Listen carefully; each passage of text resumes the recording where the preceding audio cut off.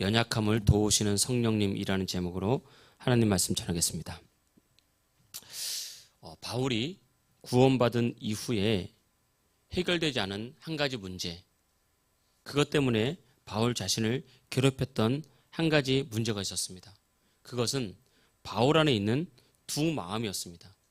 하나님을 따르고자 하는 마음이 하나 있었고, 또 육신을 따르고자 하는 이 한 마음이 있어서 이 두 마음이 날마다 자신의 마음에서 싸움을 시작한다는 거죠.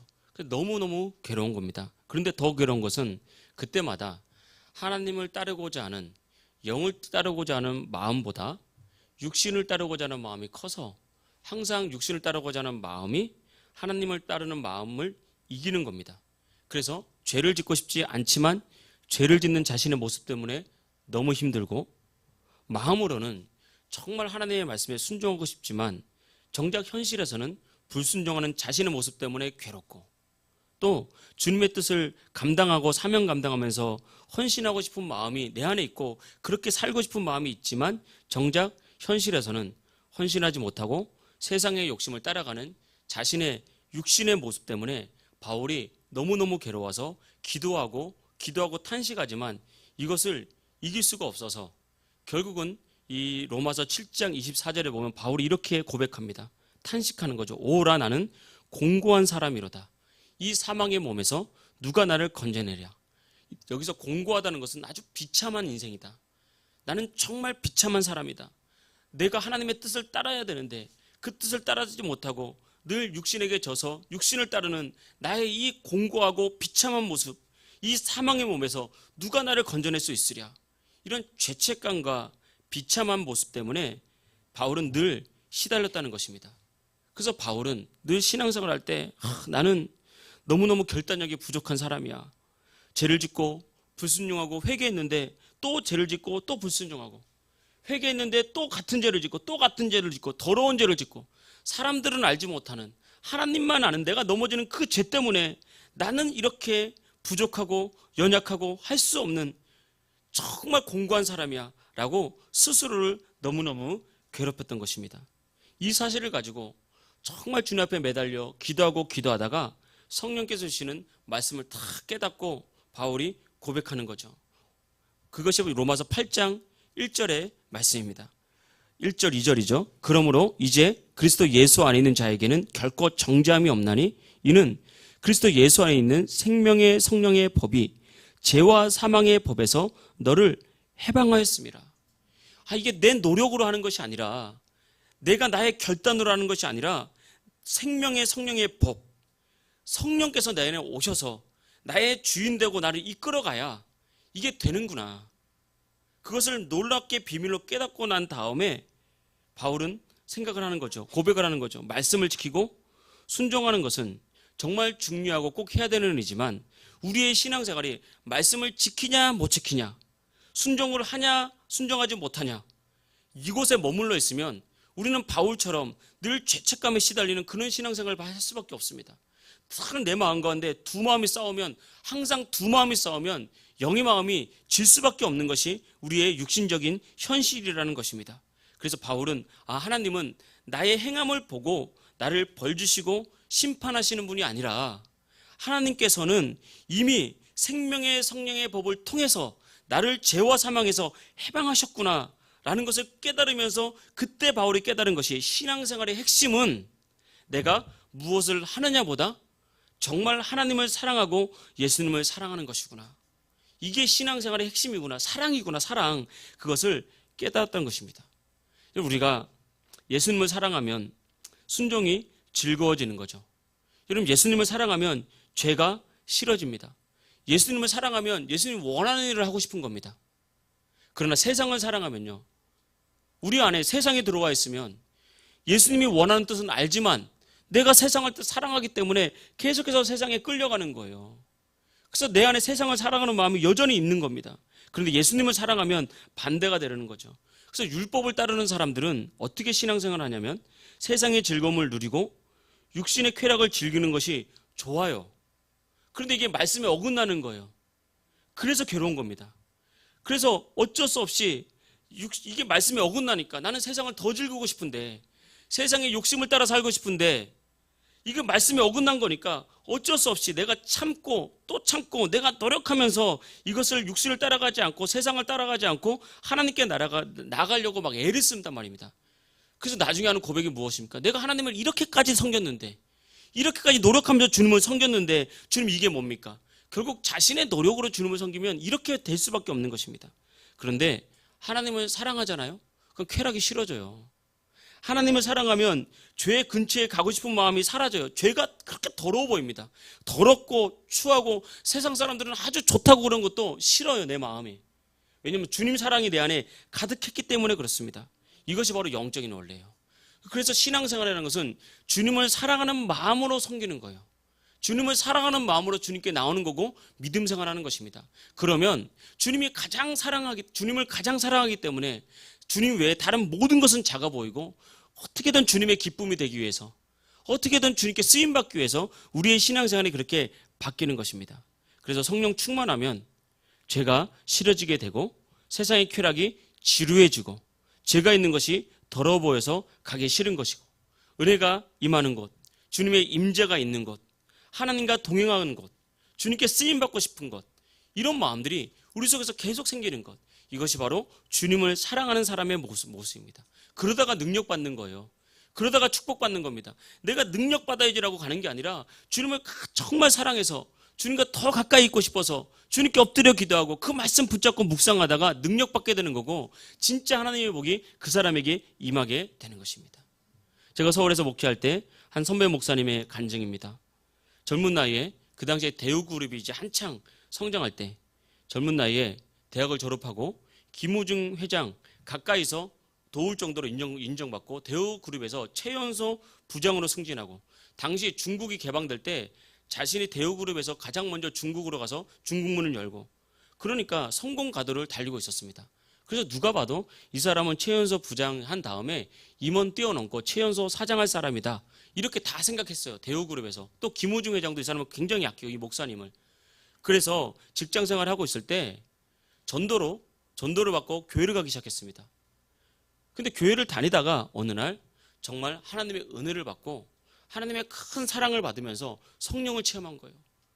그러고 난 다음에 주님이 너무 좋은 거예요. 그걸 주님께 가까이 가고 싶은 거예요. 그러다가 기도하다가 하나님께 응답받고 보장된 미래와 보장된 성공과 그런 물질 다 내려놓고 늦깎이 신학생이 돼서 목회를 시작했습니다. 그래서 자신이 그동안 뭐 벌어놓은 것도 이런 거 다 해가지고 이제 개척교회를 시작하는 거예요. 그래서 그 목사님, 선배 목사님이 이렇게 간증을 하더라고요. 나는 대우에서 생활할 때 잠을 거의 자본 적이 없다. 너무너무 바쁘게 생활했다.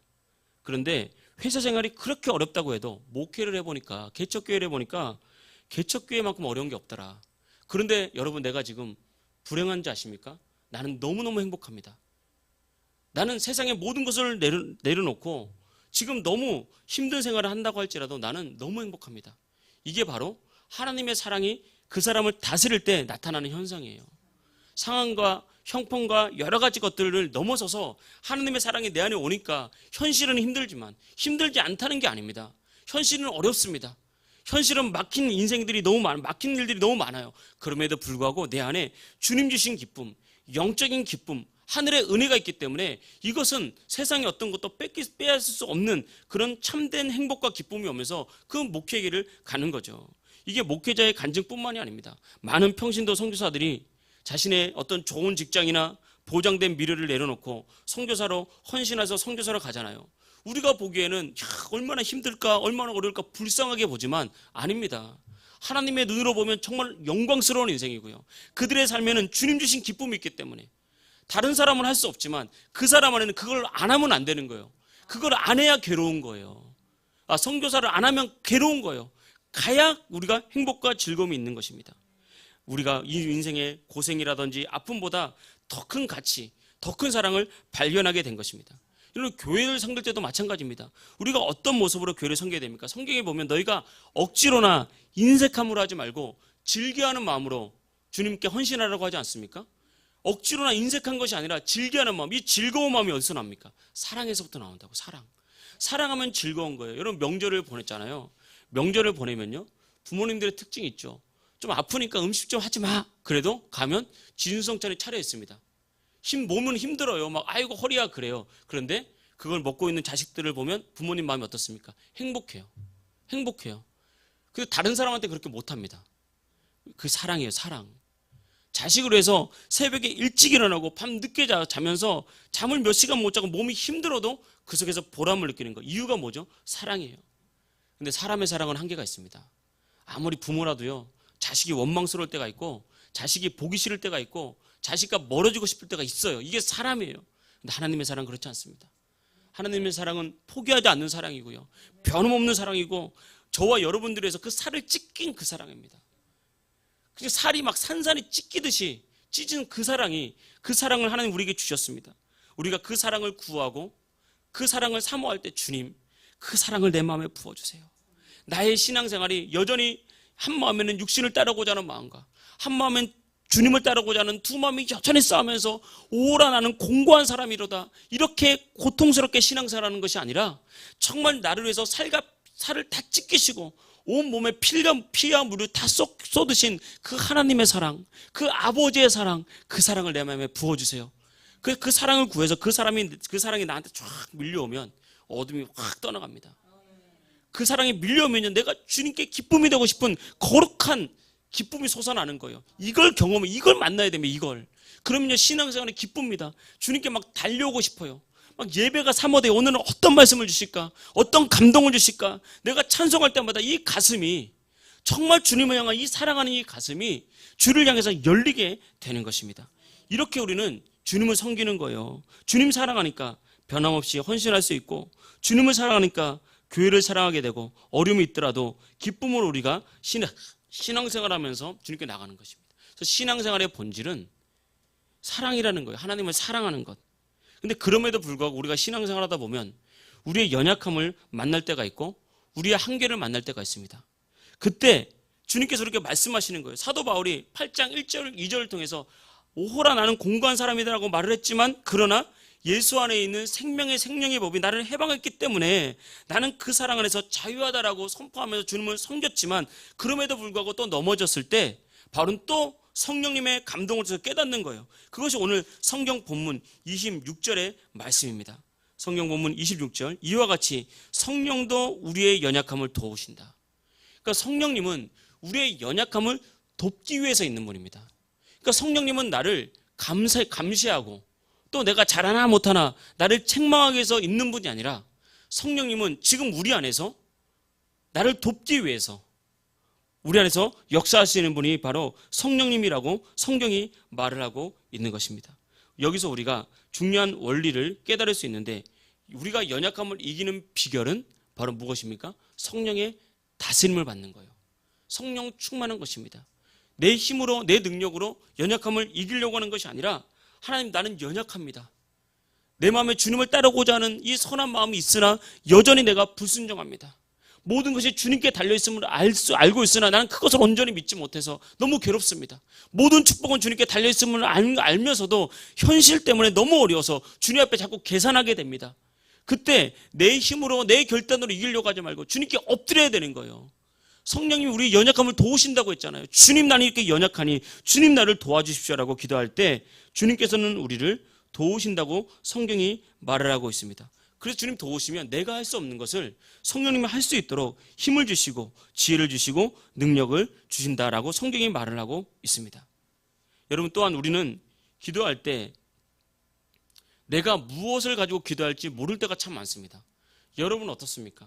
막상 기도를 해야 되는데 내가 뭘 가지고 기도해야 되지? 그럴 때는 없습니까, 여러분?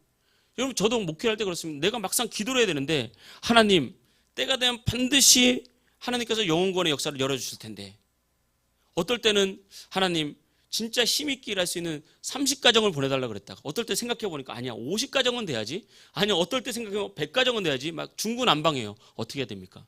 그래서 성경은 이렇게 말하고 있는 거예요. 우리가 마땅히 기도할 바를 알지 못한다고. 여러분, 막상 기도를 해보면 이런 일이 있습니다. 사업을 하는 사람이 하나님 복을 주십시오라고 막 기도를 하는데, 순간 드는 생각이, 이게 내가 세상적인 욕심인가? 내가 세상의 욕심에 빠져서 이런 기도를 하고 잘못 기도하는 거 아닌가? 이런 생각이 들 때가 있고요. 여러 가지 면에서 이런 기도가 들 때가 있습니다. 그때 우리는 어떻게 해야 되죠? 성령님께 도움을 요청하는 거예요. 그럼 성령께서 우리를 도우셔서 하나님의 뜻대로 우리가 기도하게 만든다는 것입니다. 그래서 때로는 우리가 기도해야 되는 것을 알지만 기도하지 못할 때가 있습니다. 그때 성령님이 우리를 기도로 이끌어가는 것입니다. 우리의 삶에 하나님의 역사가 없는 이유는 성경은 분명히 말하고 있습니다. 기도가 없기 때문에 그렇습니다. 우리의 생각을, 우리의 삶을 잘 살펴보십시오. 우리는 정작 기도해야 되는지 알면서 기도는 하지 못하고 자꾸 다른 고민을 하고 있다고요. 자꾸 다른 것 때문에 내가 힘들다고 생각하고 다시 여러 가지 힘들 때문에 내가 어렵다고 생각을 하는데 그렇지 않습니다. 성경은 그렇게 말하고 있지 않습니다. 외부에서 답을 찾지 말고 하나님과의 관계 속에서 답을 찾는 거예요. 내 안에 계신 성령님 안에서 답을 찾는 거예요. 그것이 뭐냐면 기도하라는 겁니다. 우리 삶이 힘없이 무너지는 이유 중에 하나도 기도가 없기 때문에 그렇습니다. 이 진짜 기도가 있어야 돼요. 진짜 기도. 정말 주님과 관계를 맺고 교제를 하고 성령님이 내 안에서 말씀을 주시고 감동을 주시고 내 안에 힘을 불어넣는 진짜 기도가 있어야 되는 것입니다. 이럴 때 내가 연약한 내 자신을 보면서 우리 스스로 얼마나 실망스럽습니까? 그래서 성령님 말씀하시죠. 실망하지 말아라. 두려워하지 말아라. 내가 너를 도와줄게. 그래서 성령님께서 말할 수 없는 탄식으로 우리를 돕는다라고 말했습니다. 여기서 중요한 의미가 돕는다라는 의미예요. 성령님이 나를 대신해서 기도해 주는 것이 아닙니다. 성령님이 기도하는 사람을 돕는 거예요.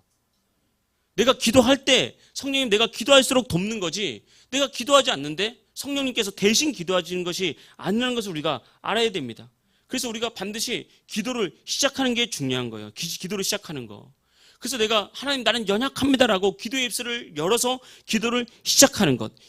이때 성령님께서 우리를 돕는 겁니다. 그래서 우리가 연약함을 도우시는 성령님을 경험하기 위해서 첫째 뭘 해야 된다? 기도를 해야 된다. 기도를. 여러분 반드시 기도를 살려내십시오. 정말 기도를 살려내십시오. 기도의 능력 받고 또 기도를 살려내야 됩니다. 내가 기도하지 못하더라도 기도하기 위해서 하나님 앞에 엎드려서 또 앉아서 주님을 찾다 보면요. 주님께서 도우셔서 기도를 하게 만든다는 거예요. 기도 생활을 해보면 이럴 때가 참 많습니다. 막상 기도를 앉았는데 기도가 잘 안 돼요. 기도가 안 될 때 입 꾹 다물고 있으면 기도 안 됩니다. 기도가 안 될 때는요. 소리를 일단 내야 돼요. 하나님 아버지 내가 지금 이 자리에 앉았습니다. 주님 나를 도와주십시오.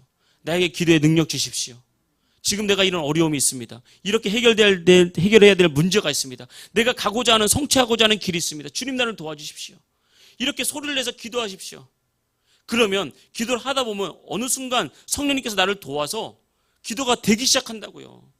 때로는 눈물이 나오고 때로는 간절한 기도가 나오고 그 속에서 기도가 훈련이 되는 것입니다. 그래서 성령님께서 기도하실 때 우리가 성령님께서 우리를 도우실 때 첫째 우리를 어떻게 돕냐? 우리를 하나님의 뜻대로 기도하게 만드십니다. 다시 26절 보겠습니다. 이와 같이 성령도 우리의 연약함을 도우시나니 우리는 마땅히 기도할 바를 알지 못하나 오직 성령이 말할 수 없는 탄식으로 우리를 위해서 친히 간구하신다라고 하면서 27절 마음을 살피시는 이가 성령의 생각을 아시나니 이는 성령이 무엇대로 하나님의 뜻대로 성도를 위하여 간구하십니다. 성령님은 우리 안에서 하나님의 뜻대로 간구하시거든요. 그래서 성령님은 우리를 도울 때 우리의 기도를 자꾸 바꿔주십니다. 자꾸 고쳐주세요. 어떻게? 우리의 기도가 하나님의 뜻에 맞는 기도가 되도록. 그러니까 우리가 기도할 때 이 기도가 하나님의 뜻에 맞는지 맞지 않는지를 고민할 필요가 없는 것입니다. 일단은 기도를 해야 되는 거예요. 기도를 하면 성령님께서 하나님의 뜻에 맞도록 계속해서 우리의 기도를 바꿔주시고 우리의 기도를 고쳐주시고 하나님의 뜻에 맞는 올바른 기도를 하게 하는 거예요. 그래서 기도를 시작하고 기도를 통해서 성령 충만 입는 것이 너무 중요한 것입니다. 두 번째, 기도할 때 모든 것이 합력하여 선을 이루게 하십니다. 28절이죠. 우리가 알거니와 하나님을 사랑하는 자, 곧 그의 뜻대로 부르심을 입은 자들에게는 모든 것이 합력하여 선을 이루느니라. 이 말씀을 보면 27절, 26절과 연결되어 있죠. 그러니까 기도와 연결되어 있는 말씀입니다. 어떤 사람에게 합력하여 선을 이루는 하나님의 역사가 나타나냐? 기도하는 자에게. 우리가 원한다고 해서 내가 원하는 일만 일어나는 것이 인생이 아닙니다. 내가 원치 않는 일도 일어나고 내가 계획하지 않는 일도 일어나고 살다 보면 좋은 일만 일어나는 것이 아니라 힘들고 마음 아픈 일, 또 내가 원하지 않은 일, 나를 정말 괴롭고 고통스럽게 만드는 일들이 예상치 않게 여기저기서 많이 일어납니다. 그때 많은 그리스도인들이 기도를 좀 하다가 포기한단 말입니다. 기도를 좀 하다가 낙심하고 더 이상 기도하지 않습니다. 그냥 이유 없이 기도하지 않아요. 그게 마음이 영이 눌렸기 때문에 그렇습니다. 어떤 질병에 영이 눌렸으면 처음에는 질병 가지고 기도하다가 나중에는 그 질병을 받아들여요. 기도하지 않습니다. 간절한 기도가 나오질 않아요. 삶의 문제가 오래되잖아요. 그러면 처음에는 기도를 해요. 그런데 이 기도가 쉽게 내 뜻대로 쉽게 응답되지 않고 시간이 가면 사람들은 영이 눌려요. 문제에 기도하지 않습니다. 예배는 드려요. 그리고 말씀은 들어요. 그리고 기도를 해요. 그런데 진짜 기도가 안 나오는 거예요. 그러니까 능력이 나타나지 않는 겁니다. 응답이 나타나지 않는 것입니다. 그런데 진짜 기도를 하기 시작하면 낙심하지 말고 정말 믿음으로 계속 기도를 하기 시작하면 반드시 모든 것이 합력하여서 반드시 선을 이룹니다. 사도 바울은 갈라디아서 말했습니다. 갈라디아서 6장 9절에 보니까 너희가 선을 행하되 낙심하지 말지니 포기하지 아니하면 때가 이름에 거두리라. 여기서 마지막 보십시오. 선을 행하되, 그러니까 하나님께, 이거 하나님을 향한 믿음의 표현입니다. 선을 행하는 것은 착한 일, 도덕적인 일, 윤리적인 일이 아니라 하나님을 향해서 우리의 믿음을 드리는 거예요. 이게 선이거든요. 대표적인 게 기도죠. 다시 말하면 너희가 기도를 하되 낙심하지 마라. 포기하지 말고 계속 기도해라. 때가 이르면 어떻게 된다? 거둔다. 여기에 참 비밀이 있습니다. 하나님, 여러분, 말씀은 씨앗입니다. 씨앗. 말씀이 열매 맺고 우리가 추수를 거두기까지는 기간이 필요하다고요. 이 기간이 있어야 됩니다. 여기서 우리가 한 가지 중요하게 생각할 것이 뭐냐면 기도의 양이 중요하다는 것입니다. 기도의 양은 정말 중요합니다. 우리가 기도를 시작할 때 기도는 사실 믿음이 밑바탕이 돼야 되기 때문에 우리가 믿음의 기도에 대해서 많은 설교를 합니다. 그래서 우리가 오래 기도하지 않더라도 믿음을 가지고 기도할 때 하나님 응답하신다. 맞습니다. 그런데 진짜 큰 기도, 진짜 큰 능력은 기도의 양과 비례합니다. 하나님께 크게 쓰임받은 사람들은 다 기도를 많이 한 사람이에요. 하나님의 응답이 많은 사람들은 다 기도를 많이 한 사람이고요. 하나님의 뜻을 진짜 분별하는 사람들은 기도를 많이 한 사람이고요. 그리고 진짜 치유를 경험한 사람들은 기도를 많이 한 사람입니다. 여기서 기도를 많이 했다. 그 기준이 무엇입니까? 기도를 많이 했다는 기준 두 번째는 성령님과의 소통을 통해서 내 영이 시원해지는 거예요. 기도를 하고 났을 때 내 영이 정말 말할 수 없는 시원함, 영적인 시원함, 영적인 어떤 즐거움을 경험하는 것. 이게 첫 번째 기도를 오래 하는 겁니다. 그래서 우리가 기도 훈련해야 돼요. 여러분 1시간, 2시간 그 이상 계속 기도하는 걸 훈련하십시오. 시간 있습니다. 시간이 없어서 못하는 게 아니에요. 우리가 물론 바쁘죠. 그러나 시간 있습니다. 충분히 기도할 수 있습니다. 이 기도의 양을 훈련해야 되고 마음이 시원할 때까지. 두 번째는 기도의 양 언제까지? 응답될 때까지. 응답될 때까지. 이게 중요한 거예요. 언제까지 기도해야 되냐? 하나님의 응답이 올 때까지. 여러분 치유는 믿음으로 받는 것입니다.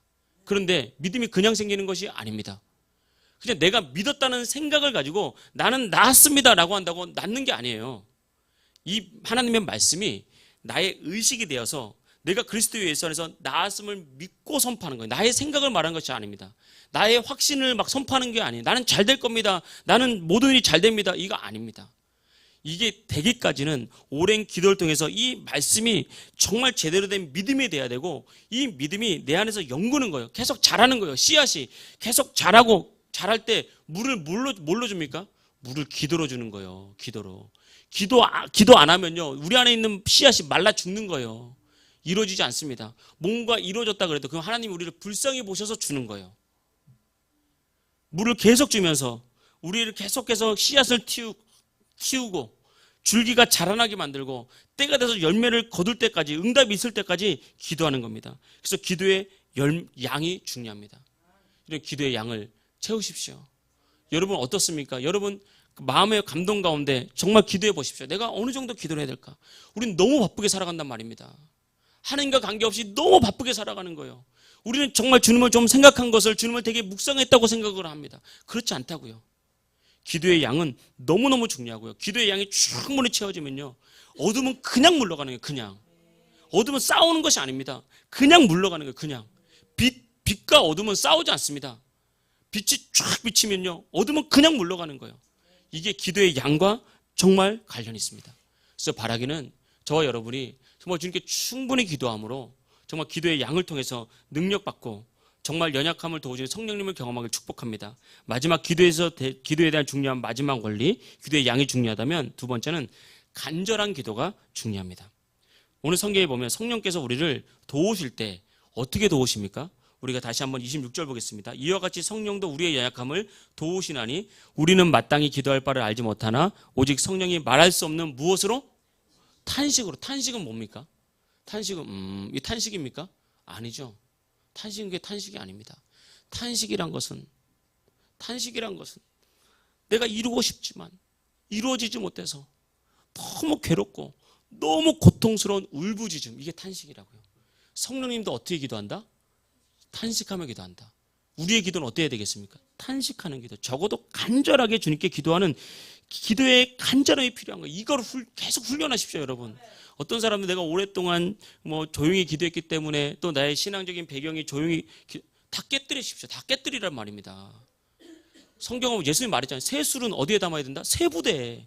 술은 새 건데 주님께서 오늘 나에게 주시는 은혜는 새로운 은혜인데 옛 부대, 옛 생각, 옛 마인드, 내가 그동안 고생했던 생각을 가지고 있으면 포도주도 버리고 부대도 터져 찢어져가지고 다 버린다는 거예요. 여러분, 기도를 살려내야 됩니다. 간절한 기도는 특징은 뭐냐면 주님 앞에 탄식하는, 그러니까 소리내서 간절하게 기도하는 이 간절한 기도가 필요해요. 주님을 향한 간절함, 성령의 기름 부음을 향한 간절함, 주님의 뜻대로 살고 싶어하는 간절함, 내 연약함을 하나님의 은혜로 깨뜨리고 싶은 간절함, 이 간절함을 가지고 주님 앞에 간절히 기도하는 거예요. 기도는요, 영적인 세계에서 나타나는 영적인 전쟁입니다. 기도의 한 부분이에요. 여러분, 전쟁을 할 때 어떻게 합니까? 소리를 지른단 말입니다. 과거의 고대 전쟁은요, 이 창들을 두고 쿵 하면서 와 하고 소리를 지르면서 간다 이 말입니다. 조용히 전쟁하는 법이 없다고요. 여러분, 기도는 영적인 싸움인데 영적인 싸움 앞에서 우리가 무엇인가 가난이라는 뭔가 열리지 않는 인생의 장벽이 있는데 그것을 무너뜨리는데 믿음으로 주야 하고 가야지. 그 앞에서 침묵하면서 조용히 그냥 있으면서 때가 되면 넘어지겠지. 우리 도 닦는 거 아닙니다. 그거 아니라고요. 믿음의 간절함을 가지고 이 기도를 훈련해야 되는 거예요. 말할 수 없는 탄식으로 성령께서 우리를 돕고 있으니 나도 그 성령님 의지해서 간절히 기도하는 거예요. 이 간절히 기도할 때 특별히 영으로 간절하게 기도하십시오. 영으로 간절하게, 정말 영으로 통속으로 기도하듯이 뭔가 간절함을 가지고 소리를 내서 기도하는 모습이 필요하고요. 이 간절하게 기도할 때 우리가 주의할 것이 있습니다. 하나님은 질서의 하나님이시고 조화로우신 분이에요. 간절한 기도를 할 때는 우리가 간절한 기도할 때 이상한 소리를 내는 경우가 있습니다. 그리고 필요치 않게 이상한 행동을 하는 게 있어요. 이건 성령님의 질서에 어긋나는 거예요. 그래서 성경을 보면 너희가 방언을 하거나 예언을 하거나 통변을 하거나 어떤 간절한 기도를 할 때 어떻게? 질서를 따라서 하라. 질서를 따라서. 이게 중요한 거예요. 왜 질서를 따라서 했습니까? 믿음이 없는 자가 봤을 때 뭔가 설명이 안 되는 거예요. 오해를 하는 거죠. 우리가 간절하게 우리말로 기도하고 막 통성으로 기도하고 큰 소리로 방언으로 기도할 수 있습니다. 와, 저 사람 진짜 뜨겁게 기도하네. 엄청 크게 기도하네. 심지어 광신자다. 이럴 수는 있습니다. 그런데 그 사람의 행동이나 그 사람의 어떤 소리나 이런 것들이 이상하게 들리기 시작하면요, 그 속에서 그걸 보는 믿음이 약한 상대방에게 어둠이 틈타는 거예요. 그러니까 믿음이 약한 사람을 해서 우리가 절제를 하는 겁니다.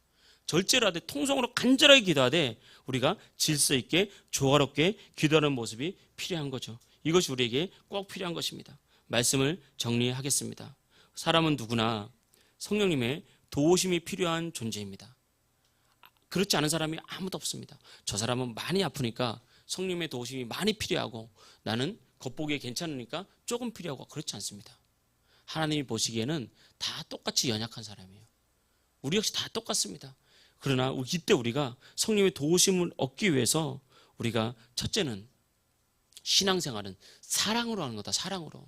그 사랑을 구하십시오. 하나님의 사랑을, 그 하나님의 마음을 구하시고, 둘째는 정말 기도를 살려내야 된다. 성령께서도 우리를 위해서 이렇게 기도하는데 우리가 기도의 양을 충분히 기도하고 또 간절하게 우리의 기도를 살려내므로 정말 주님 우리를 도우시는 성령님을, 우리 인생을 세우시는 성령님을 경험하시길 주의 이름으로 축복합니다. 할렐루야.